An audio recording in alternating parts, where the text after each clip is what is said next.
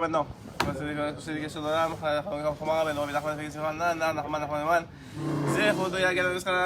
Boker Tov à tous. On va essayer de profiter de ces quelques minutes qui nous restent après la Tfila Baruch Hashem pour partager quelques mots de Torah ensemble. On va parler de Rabbi Shimon Bar Yochai. Bezrat Hashem Zechuto Yagen Alenu. Oh, monsieur Gauthier, comment ça va? Zechuto Yagen Alenu, Ve'akol Israël, Amen. Rabbi Shimon, on sait la Iloula cette semaine, dont on sait que lorsque la Iloula d'un grand tzaddik arrive dans une semaine particulière, en particulier celle de Rabbi Shimon Bar Yochai, qui disait lui-même qu'il était capable, grâce à ses mérites, d'expier les fautes de toute sa génération, depuis sa naissance jusqu'à qu'il est parti de ce monde. Et s'il fallait expier les fautes de toute la génération depuis Adam Arishon, lui et son fils étaient capables de le faire. Donc, c'est sûr qu'on sait que déjà 3 jours avant la lumière du tzaddik, donc 3 jours avant la Iloula, la lumière du tzaddik descend. On est dans les 3 jours et 3 jours après. Donc, c'est presque toute la semaine qui est illuminée par la lumière de Rabbi Shimon Bar Yochai. Par la lumière qu'on va voir, on va essayer d'expliquer c'est quoi cette lumière-là qui est en train de descendre. La lumière du tzaddik Rabbi Shimon, celui qui a été capable de remonter l'étendard de Am Israël, de sauver à plusieurs reprises Am Israël par ses mérites, mais aussi par ses actions. Et on va voir à travers la Gemara évidemment, puisque c'est la principale source qu'on a des éléments, des histoires de Rabbi Shimon Bar Yochai, on va essayer de voir que c'est par le Torah, soit pour la réfoua sholema évidemment du Rav David Ben Esther Twitou, qu'il soit aussi pour la réfoua sholema de Sarah Taya Bat Efrat Miriam, de David Chaim Ben Noah, Bat Sheva Bat Rivka Bezrat Hashem, Sarah Bat Neila, Sarah Bat Sassia Bezrat Hashem, réfoua sholema. Ceux qui passent le bac. La slacha de tous ceux qui passent le bac apparemment en Israël. Il y en a ici, faites prier juste pour ça, hein, attention. Et bon, Bezrat Hashem, qu'on entend que des bonnes nouvelles, Bezrat Hashem dans Israël. Bisroud Rabbi Shimon Bar Yochai. Donc, la Mishnah, lorsqu'elle parle de Rabbi Shimon, lorsqu'elle dit juste Rabbi Shimon, en général, elle désigne Rabbi Shimon Bar Yochai, il faut le savoir, puisque c'était le plus grand des Rabbi Shimon qu'on a eu. Et puis, même s'il y en a eu d'autres. Et il faut savoir que Rabbi Shimon, c'était l'élève de Rabbi Akiva. D'abord, 13 ans dans sa yeshiva, où il y avait une yeshiva à Bnei Brak, mais bien plus tard, lorsqu'il a été vraiment plus connu, c'est lorsqu'il est devenu l'élève, on a dit hier, de la seconde partie des élèves de Rabbi Akiva, puisque Rabbi Akiva a 24 000 élèves qui sont partis pendant la période du Homer, pendant 33 jours, comme on a expliqué hier. Mais Rabbi, il va repartir de zéro, il va recréer toute la Torah, il va relancer, il va pas désespérer, comme on a dit hier, que Rabbi Akiva, si on a quelque chose à apprendre de lui, c'est bien qu'il n'a pas désespéré malgré toutes les souffrances qu'il a reçues. Vous imaginez 24 000 élèves, 24 000 enfants qu'il perd en si peu de temps, parce que c'est ses enfants un peu, ses élèves, il a tellement investi dedans, et il reprend quand même le flambeau, il change de ville, et il continue encore, malgré les difficultés. Et oui, il recommence malgré toutes les difficultés, malgré qu'il est tombé tellement de fois. Comme on a dit hier, n'importe lequel d'entre nous, on aurait dit ok, si c'est comme ça veut dire qu'Hachem il veut pas de moi, ça veut dire qu'Hachem il veut pas que j'étudie la Torah, ça veut dire qu'Hachem il veut pas de ma Torah, ça veut dire que c'est pas moi qui dois enseigner aux élèves, regarde ce qu'il me fait. Et Rabbi Akiva il comprend que c'est pas comme ça que ça marche, Hachem il veut notre Torah, il veut malgré toute la situation qu'on peut vivre, toutes les difficultés, il faut savoir que Hachem il veut de nos mitzvot, il veut de notre Torah, il veut de notre tshuva, il veut de nous. Et il comprend, et Rabbi Akiva il est convaincu de ça, et il dit 24 000 élèves ils sont partis, c'est parce qu'effectivement ils se respectaient pas les uns les autres, c'est parce que peut-être moi-même j'ai pas assez inspiré en eux l'amour d'autrui, et j'ai peut-être privilégié la Torah plus que les midot. Aujourd'hui je vais faire tchouva, et je vais choisir 5 élèves qui selon certains sont moins grands que les 24 000 en Torah, mais beaucoup plus grands en derech eretz et en mitzvot, et en comportement vis-à-vis des autres. Ça vous verrez le shiur d'hier, on en a beaucoup parlé. Mais Rabbi Shimon, donc c'est l'un des 5 élèves avec Rabbi Meir Balanes, avec Rabbi Yehuda Bar Ilai, avec Rabbi Ishmael, avec d'autres. Et il va être un élève très très particulier parce que ça va être l'un des plus makpid. Qu'est-ce que ça veut dire? Ça veut dire qu'au début en tout cas, Rabbi Shimon est quelqu'un de très dur. On le voit plusieurs fois dans la Gemara, on va le voir un petit peu. C'est quelqu'un qui ne fait pas de concessions. Dans sa vie, il y a la Torah et Dieu et c'est tout. Il n'y a rien d'autre. Et rien ne vaut de vivre si ce n'est pour la Torah, pour Dieu et c'est tout. On va voir que Rabbi Shimon Bar Yochai, par exemple, la Gemara nous raconte dans Masechet Shabbat, à la page Lamed Gimel, Lag. Vous voyez comment la Torah est belle, alors qu'elle a été écrite bien avant que Rabbi Shimon soit parti de ce monde. Et même si on dit que la compilation a été faite par Rabbi Yehuda Nassi, mais l'histoire de Rabbi Shimon arrive la 33e page de Maseret Shabbat, puisqu'il est parti de ce monde le 33e jour du Homer. Vous imaginez cette chose-là? T'as pas envie que j'entende ça? Eh ben voilà, tu as bien fait de venir, Rabbi Meir. Et donc, on voit quoi encore la Torah, la véracité de la Torah. Et Rabbi Shimon, on nous raconte la Gemara dans Maseret Shabbat encore une fois, qu'il y avait Rabbi Shimon qui était avec Rabbi Yehuda et Rabbi Yossi. Ils étaient assis et il y avait Yehuda, on l'appelle Yehuda parce qu'il ne mérite pas le titre de Rabbi, qui était le fils d'un converti. Ils étaient ensemble les quatre. Et Rabbi Yehuda, il dit une belle parole, ouais. Donc là, on apprend que lorsqu'il faut parler des autres, même dans le bien, on ne parle pas. Pourquoi? Parce qu'il y a toujours quelqu'un qui va dire mais non, mais c'est pas vrai. Là, c'est pour le bien de toute façon parce que c'est Rabbi Shimon qui parle et il a raison de le dire. On va voir de quoi il parle. Mais de façon générale, comme on le dit le Chafetz Chaim, même quand il y a quelque chose de bien à dire, tais-toi. C'est pas la peine. Pour le parler des autres, ne parle pas. Si tu veux dire des choses pour renforcer la personne en face, il n'y a pas de problème. Dis-lui, tu es quelqu'un de bien, j'apprécie, il n'y a pas de problème. Mais quand il s'agit de dire regarde, lui il est comme ça, lui il est comme ça, il y a toujours quelqu'un qui va dire ah oui, mais il a fait ça, ah oui, mais j'ai entendu ça. Ah oui. Ça c'est vrai. Alors c'est pas en public, voilà, exactement. Seul à seul, tu veux le renforcer, et même ça, on parle pas trop devant la personne pour pas qu'il s'en enorgueillisse, mais si tu vois que, ben, mec, il y a quelque chose que tu apprécies chez lui, en particulier si c'est ta femme ou tes enfants, ça, comme on dit, Mérabé, à ajouter dans ça. N'hésitez pas à utiliser des superlatifs avec vos femmes et vos enfants, parce que Bémet, c'est ça qui construit une famille. C'est le regard positif, c'est plus que ça, même la pensée positive. Le Baal Shem Tov, Akadosh, on fait une petite translation même si on n'a pas tellement de temps, mais on va y arriver. Le Baal Shem Tov Akadosh, il y avait une histoire comme ça qu'un jour, il était le jour de Rosh Hashanah. Et il priait dans sa synagogue. Et il y avait un de ses élèves qui perd sa tabetière. Il avait une tabetière, il a fait tomber. Et donc il se baisse et il la ramasse. Et un des autres élèves, il pense sur cet élève-là. Et on va dire Shimon, il pense sur Réhouven. Et il dit quoi? Il arrête la tfila de Rosh Hashanah pour ramasser sa tabetière. Vraiment, il est comme ça. Alors tout de suite, le Baal Shem Tov, il voit en haut que Réhouven, à cause de la pensée de Rabbi Shimon, il y a un ange accusateur qui a été créé, il va mourir dans l'année. Alors évidemment, le Baal Shem Tov monte, essaie de le défendre de tous les moyens possibles pendant les 2 jours de Rosh Hashanah, rien à faire. Jusqu'à la fin des 2 jours de Rosh Hashanah, on dévoile au Baal Shem Tov que la seule façon de sauver Réhouven, c'est que Shimon il pense bien sur Réhouven à la place d'avoir pensé mal pour contrecarrer la pensée qu'il a eue. Alors qu'est-ce qu'il fait le Baal Shem Tov? Tout de suite il rentre au Beth Midrash, là-bas il y a Shimon, et il fait en sorte que Shimon il n'arrive pas à se concentrer. Et comme il n'arrive pas à se concentrer dans l'étude, il lève la tête et comme c'est un tzaddik quand même, il pense à Hachem et à tout ce qu'il a fait dans le monde. Et il se demande, évidemment inspiré par les pensées parce que les pensées du Baal Shem Tov influençaient les pensées sans qu'ils s'en rendent compte, influençaient les pensées de Réhouven et de Shimon, excusez-moi. Et Shimon commence à dire, mais pourquoi est-ce que Hachem il a créé le tabac? Il a commencé à se poser la question, pourquoi Hachem il a créé le tabac? Ouais. Alors, hein? Il n'y a pas que ça pourquoi se poser la question. Il y a beaucoup de choses, en tout cas, c'est l'histoire qui rapporte comme ça. Pourquoi il a créé le tabac? Alors là, il commence à réfléchir, etc. Il ne trouve pas vraiment de réponse, mais ça l'amène à penser à son ami, enfin à son ami Réhouven qui s'est baissé pour le tabac et qui finalement là, c'était parce que ça l'aidait dans la tfila, c'est-à-dire ça lui permettait de se concentrer mieux, etc. Et il dit, tu as vu, j'ai une mauvaise pensée sur lui, il fait tchouva à la makom, et grâce à ça, évidemment l'histoire raconte que le Baal Shem Tov remonte, et il remarque qu'effectivement Réhouven est sauvé par la bonne pensée de Shimon. Donc on voit que même dans la pensée, ça fonctionne comme ça. Donc plus forte raison dans les bonnes paroles. Mais dans ce cas-là, Rabbi Shimon Bar Yochai, et lui, il est avec ses compères, on va dire, de Rabbi Yehuda et Rabbi Yossi. Et Rabbi Yehuda, il sort une parole. Il dit tout ce qu'ils ont fait ces Romains, hein, c'est vraiment extraordinaire. Ils ont fait des rues, ils ont fait de belles actions, ils ont fait des rues, des ponts, des thermes. Alors Rabbi Shimon, tout de suite, qu'est-ce qu'il dit? Il dit, qu'est-ce que tu racontes? Ce qu'ils ont fait, c'est que pour eux, c'est que pour leur propre intérêt. Et c'est que pourquoi? Les rues, c'est pour installer des prostituées. Et les thermes, c'est pour se délecter eux-mêmes, pour qu'ils passent leur journée là-bas. Et les ponts, c'est pour collecter des taxes.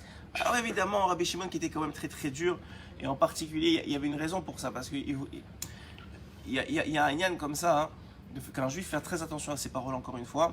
Pourquoi? Parce que s'il parle bien, ça crée des anges défenseurs. Et s'il louange d'autres nations que lui, ou qu'il est là à casser la nation juive, alors ça va créer un ange accusateur sur les Juifs. Donc Rabbi Shimon, il avait cet intérêt-là aussi, de défendre le peuple d'Israël, et de dire que quand un Juif il fait quelque chose, c'est pour l'intérêt du ciel. Alors que même si c'est dans la nature, et c'est peut-être qu'on ne peut même pas le reprocher, mais dans la façon dont l'esprit et la neshama goy elle est faite, c'est souvent pour un intérêt personnel. Évidemment, il y a des exceptions, il y a des tzadikim même chez les goyim, on ne parle pas de ça, on parle dans la généralité des nations. Évidemment qu'il y a des exceptions, il y a des gens tzadiks dans les nations, on le dit à chaque fois, et ça s'appelle ça s'appelle pas Ger Tzedek, ça s'appelle des goy tzedek, ça s'appelle un goy qui est tzadik, et évidemment qu'il y aura l'homme pour eux, etc. Et ça, c'est pas le sujet d'aujourd'hui. En tout cas, Yehuda, qui était le fils d'un converti, il va voir ses parents, il leur raconte l'histoire. Et les parents, ils ne peuvent pas s'empêcher, ils vont voir les autorités et ils racontent ce que Rabbi Shimon il a dit. Rabbi Shimon, il les a critiqués. On a vu que Rabbi Yehuda, il les a louangés. Et Rabbi aussi, il n'a rien dit. Alors Rabbi Yehuda, il va être promu. Rabbi aussi, il va être exilé à Séphoris. Et Rabbi Shimon, ils vont essayer de le tuer. Donc Rabbi Shimon doit s'enfuir de toute urgence. Il va s'enfuir où? D'abord au Beth Midrash. D'abord au Beth Midrash avec son fils. Au début, sa femme lui amène à manger, lui amène les tilates, etc. Mais plus en plus, on voit qu'il remarque que les Romains ne lâchent pas l'affaire. Et il dit, si ça continue comme ça, ils vont torturer ma femme pour savoir où je suis. Donc, on va s'en aller complètement. Et ils vont aller dans la fameuse grotte où ils vont passer là-bas 12 ans. En vérité, 13, mais 12 premières années. Où ils vont tous les jours laisser leurs habits accrochés, rentrer dans la terre. Il y en a qui disent Alpisod. Ils vont rentrer dans la terre justement parce que pour annuler leur matérialité, que leur âme s'élève. Ils vont rencontrer dans cette grotte Liwanavi, ils vont rencontrer dans cette grotte le Maguide qui va leur apprendre la Torah, et ils vont étudier la Torah nuit et jour. Et juste pour certains ils disent qu'ils ne s'arrêtaient même pas pour faire la tfila parce qu'ils étudiaient la Torah tout le temps, mais il y en a qui disent que pour faire la tfila ou en tout cas pour Shabbat, ils se levaient et ils s'habillaient de leurs habits qui étaient accrochés, qui les attendaient, juste pour pas les abîmer. Et, vous pourriez dire, mais Hachem aurait pu faire un miracle. Apparemment que les tzadikim ne s'appuient pas sur des miracles. Et effectivement, ils priaient comme ça, ils faisaient Shabbat comme ça, ils mangeaient des caroubes. Il y avait un caroubier qui avait été, par miracle encore une fois, qui s'était mis devant la porte de la grotte, et un ruisseau qui était venu pour leur donner à boire. Et comme ça, ils ont vécu pendant 12 ans. Vous imaginez combien il faut être makpid sur soi-même, combien il faut être dur sur soi-même, et combien il faut avoir confiance dans la Torah et en Dieu pour être capable d'accepter et de vivre ça. Et ils auraient pu continuer comme ça, si ce n'est que la Gemara nous dit que Eliyahu Hanavi il est venu et il a dit qui va annoncer au fils de Shai que l'empereur est mort et qu'il a le droit de sortir. Alors, et c'est comme ça que Rabbi Shimon entend cette voix-là de Eliyahu Hanavi et il comprend qu'il doit sortir. Mais vous savez tous, vous connaissez l'histoire, je pense, mais c'est bon de la rappeler de toute façon, c'est pour le mérite de Rabbi Shimon, que quand il sort, mais il y a un petit problème, c'est qu'il voit que la vie, il tombe d'abord sur une situation très particulière où il voit un homme travailler. Il dit comment un homme il peut s'occuper de ce monde? Comment un homme il peut s'occuper de ce monde alors qu'il y a la Torah il y a la Torah, il y a Dieu. Et c'est Rabbi Shimon qui va dire dans la Gemara que tout celui qui va s'occuper de Dieu et de la Torah, on va lui enlever son travail qu'il doit faire dans ce monde. C'est-à-dire quoi? Si toi tu t'occupes de Dieu et de la Torah, Hachem va faire que les goïms travailleront pour toi. C'est ce qui va arriver au temps du Mashiach. Mais il n'avait pas compris que ce n'était pas encore le temps du Mashiach. Il n'avait pas compris aussi que Hachem il voulait ça. Il voulait de l'homme qui travaille, en tout cas de certains hommes qui travaillent. Il n'avait pas compris qu'il y avait un tikkun à faire de Esav aussi. Donc puisque lui il vivait comme ça, il ne comprenait pas que tout le monde ne vivait pas comme ça. Et même Rabbi Shimon dans cet aspect-là il s'est trompé. Mais tout de suite il a fait tchouva, puisque tout de suite quand il a brûlé ce qu'il a vu, c'est-à-dire cet homme-là en train de travailler, une voix céleste elle sort, donc Akadosh Baruch Hu lui-même il sort et il dit Rabbi Shimon est venu pour détruire mon monde, si c'est comme ça retourne dans la grotte. Et il va retourner dans la grotte encore pendant 1 an et il va déduire avec son fils, il va dire même au Gehinam on reste que 12 mois. Alors c'est sûr que Hachem il va nous laisser sortir, et au bout de 12 mois il sort, lui il est réparé mais pas son fils continue à brûler ce qu'il a autour, et Rabbi Shimon en regardant il répare à chaque fois que son fils brûle, jusqu'à qu'il parle à son fils, il lui dit écoute, Hachem il a créé son monde pour ça, et jusqu'à que Baruch Hachem, il y a un grand tzaddik, un homme pachout, qui Erev Shabbat arrive avec 2 bouquets de fleurs devant Rabbi Shimon et Rabbi Elazar, Et Rabbi Shimon Rabbi Elazar dit à cet homme-là, il lui dit, mais qu'est-ce que tu fais? Pourquoi tu as deux bouquets de fleurs? Il dit, les Ervot Shabbat. Il lui dit, comment les Ervot Shabbat? Pourquoi tu as besoin d'un seul bouquet de fleurs? Il dit, non, les Ervot Shabbat, il y a deux paroles dans le Shabbat, il y a Zachor, Veshamor. Alors là, Rabbi Shimon se retourne vers son fils Rabbi Elazar, il lui dit, tu vois combien les mitzvot sont chavivim, sont précieuses aux yeux des bénis Israël. Et de là, on apprend qu'ils se sont tous calmés, tous les deux calmés. Ils vont maintenant regarder le monde d'une façon complètement différente. Et de ça va naître le Zohar HaKadosh. Le Zohar va naître de cette façon-là de vivre différemment et de voir le monde différemment. Une façon beaucoup plus Rahman, beaucoup plus miséricordieuse, beaucoup plus bonne, beaucoup plus saine. Où malgré qu'il comprend et qu'il sait que celui qui arriverait à étudier toute la journée, comme c'est le cas dans la Gemara quand il se dispute avec Rabbi Ishmael, où il dit que l'essentiel c'est d'étudier toute la journée la Torah, et qu'il sait que comme on le voit dans une des histoires de la Gemara d'ailleurs, où c'est rapporté qu'il y avait un de ses élèves, il y avait un de ses élèves qui était parti travailler. Et il avait quitté, il est parti travailler en Khoslaret, il a ramené plein d'argent, il est revenu riche et bien portant. Donc tous les autres élèves, ils ont été un peu jaloux, ils ont commencé à dire peut-être nous aussi on va faire la même chose. Donc Rabbi Shimon tout de suite, il arrête l'épidémie, il les prend tous à la vallée, il y a une vallée apparemment en face de Méron, et là il les prend tous devant la vallée, et il remplit la vallée d'or. Il leur dit maintenant que tout celui qui veut de l'or, il n'a pas besoin de repartir en Khoslaret, qu'il aille les prendre, mais qu'il sache que ce sera pris de son là-bas. Alors tous les élèves, bien sûr, ils ont peur de Rabbi Shimon et même ils comprennent, personne ne veut de ça. Ils disent non, on a compris que notre rôle à nous, c'est de rester ici. Et comme ça, il les a convaincus de continuer à rester étudier la Torah. Et d'ailleurs, le Zohar HaKadosh, en vérité, ne va être compilé que 60 ans après sa mort. C'est par ses élèves, c'est lui qui va tout l'enseigner, mais ça va être compilé seulement 60 ans après sa mort, et ça va être des millénaires, jusqu'à l'époque du Ramban, à peu près dans les années 1700, il me semble. Non, excusez-moi, dans les années 1100. Mais entre 1100, je pense que le Ramban, il a vécu en 1180, à la fin de 1100 et début 1200.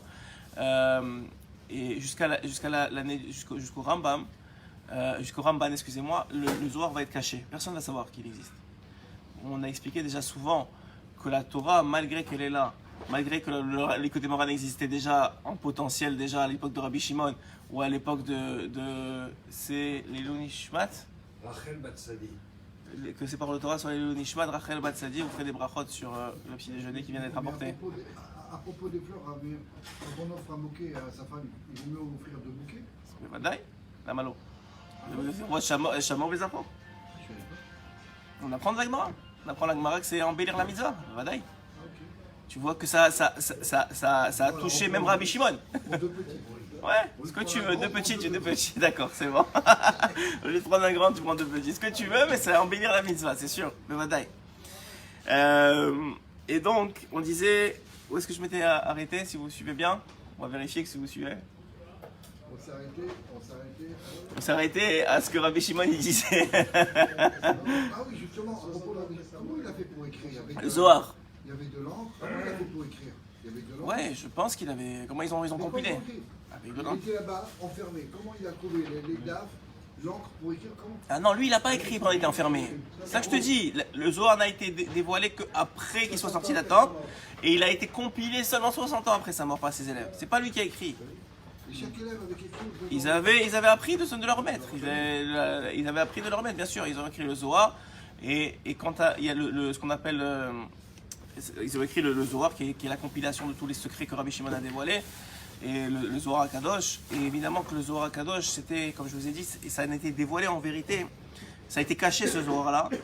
C'est que très très peu lavé. Et ça a été, à l'époque du Ramban, répandu. Mais pourquoi? Pour le principe que la Torah, toute la Torah qui a été dévoilée jusqu'à aujourd'hui, elle était présente même à Moshe Rabbeinu. Mais en fonction de ce que la génération avait besoin, elle a été dévoilée au fur et à mesure. Et jusqu'à l'époque du Ramban, il semblerait que le monde n'avait pas besoin du Zohar. Pas encore besoin du Zohar. Et quand le Zohar est arrivé, ça a mis une révolution dans le monde. Les secrets qu'il a écrits sur les anges, sur la façon de se comporter, sur ce que fait le Shabbat. Le Zohar, c'est que des secrets. C'est racines des racines, c'est les secrets des secrets. Donc effectivement, et Rabbi Shimon et son fils ont écrit un autre livre qui s'appelle le Tikkun Zohar, qui sont des explications seulement sur le Bereshit, sur le mot Bereshit. Il y a à peu près 75 explications juste sur le mot Bereshit. Ça s'appelle le Tikkun Zohar, parce que Rabbi Shimon et son fils ont écrit eux-mêmes. Le Zohar a été compilé, on a dit, par ses élèves, mais il semblerait que le Tikkun Zohar lui ait été écrit par eux-mêmes. Et c'est connu que tout celui qui a des problèmes dans la vie, il lit le Tikkun Zohar sans comprendre.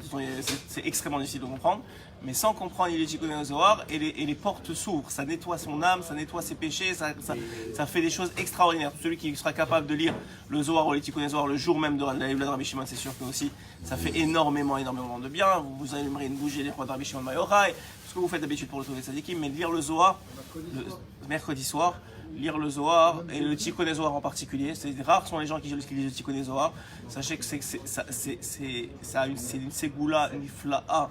Moi j'ai vu des amis à moi qui étaient dans des problèmes de dette, des problèmes de shalom bayit, des problèmes d'enfants, des problèmes de maladie.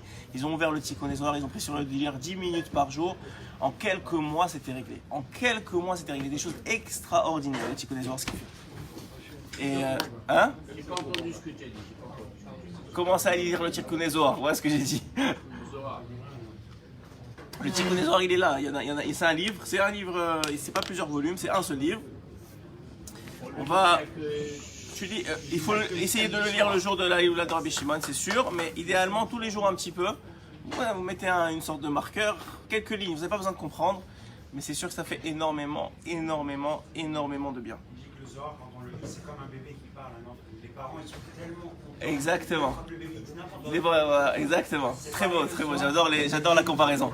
Tu as raison, c'est vrai. Il dit comme ça, c'est comme un bébé qui parle. Même quand il commence à parler le bébé, même s'il fait des balbutiements, c'est tellement beau, ça a du chen. Tu reçois du chen de ça, et c'est apprécié. Akadosh Baruch Hu, il est très sensible à ceux qui étudient le Zohar, enfin qui lisent le Zohar ou qui lisent le Tikkun Zohar en particulier. Surtout quand ils comprennent pas, parce que c'est la preuve qu'ils ont la émouna dans Rabbi Shimon, ils comprennent pas. C'est pas parce que tu as un plaisir de compréhension. C'est écrit qu'une fois, sur Rabbi Shimon, c'est écrit qu'une fois les autorités romaines, elles ont voulu interdire le Shabbat, circoncire les enfants, vous savez, et observer les lois de Tarat HaMishpacha. Et la Gemara, elle dit que dans Meïla, elle rapporte que Rabbi Reuven ben Istro, on va bientôt finir. Je sais que les rimes ils arrivent, mais Rabbi Reuven ben Istroboli, il est parti, il s'est rasé la tête, il a fait comme la coupe des Romains, et il est parti s'installer dans leur endroit, là où il allait se réunir. Et il a commencé à argumenter avec eux. Et je comprends pas. On veut détruire ces juifs, ouais, mais je comprends pas c'est quoi ces décrets. Il dit quoi? C'est quoi ces décrets? Je comprends pas. Celui qui veut un ennemi, il a un ennemi. Est-ce qu'il veut qu'il s'enrichisse ou qu'il s'appauvrisse? Alors tout le monde a répondu, il faut qu'il s'appauvrisse. Il dit, alors je comprends pas. Pourquoi vous leur empêchez de travailler le Shabbat? Ça leur va leur enlever de l'argent. Il faut au contraire laisser les travailler le Shabbat et comme ça ils vont que les juifs ils fassent aucun travail le Shabbat, ça va les appauvrir, ouais. Alors ils ont dit ok, tu as raison. Ils ont dit ok, deuxième question. Celui qui a un ennemi mais il veut s'affaiblir, ça guérit, parce qu'il devient plus fort. Il veut s'affaiblir. Il dit alors je comprends pas, pourquoi vous le laissez pas faire la circoncision? Ouais, même l'armée ils font c'est 98%. Ouais, c'est pas 100%. Soi-disant que c'est un appauvrissement. Ouais. Alors ils ont donné raison comme ça, ou 3 raisons, et effectivement ils ont arrêté les décrets. Mais après ça, ils ont réalisé que c'était un juif qui était venu leur faire un tour, et ils ont remis les décrets en place. Donc ils ont dit ok, comment on va faire pour arrêter les décrets? Le seul qui peut arrêter les décrets c'est Rabbi Shimon Bar Yochai. Il dit ok, très bien. Alors ils avaient un Rabbi Shimon il prend son fils avec lui, il repart à Rome. Enfin il repart là où, ouais je pense que c'était à Rome. Et Rabbi Shimon, sur la route, Hachem il lui envoie un shed, il lui envoie un démon. Il dit je comprends pas. Et Rabbi Shimon commence à pleurer. Son fils il dit pourquoi tu pleures? Il dit je comprends pas, Agar on lui a envoyé un ange et moi on m'a envoyé un démon. Quoi, c'est ça que je vaux dans le ciel, on m'envoie un démon à moi pour m'aider. Son fils il dit mais peut-être c'est ça, c'est la bonne façon c'est pas vis-à-vis de toi, c'est la bonne façon de sauver le peuple d'Israël.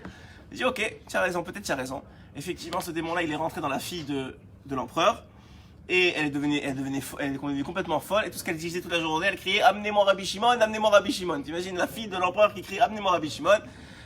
Et donc effectivement Rabbi Shimon il arrive à ce moment-là comme un prince, tout le monde l'attend, et là l'empereur lui dit je te donne ce que tu veux, tu rentres dans le coffre-fort, Rek sauve ma fille. Il appelle, il avait un nom ce shed là, je ne dirais pas le nom, mais en tout cas il avait un nom ce shed là, il lui dit sors de là, et à ce moment-là il rentre dans la forteresse, il prend le papier qui avait le décret sur les juifs, il déchire le décret, et ça c'est un des exemples où Rabbi Shimon nous a sauvés. Et comme ça, plein de fois. On va finir sur des citations de Rabbi Shimon dans la Gemara.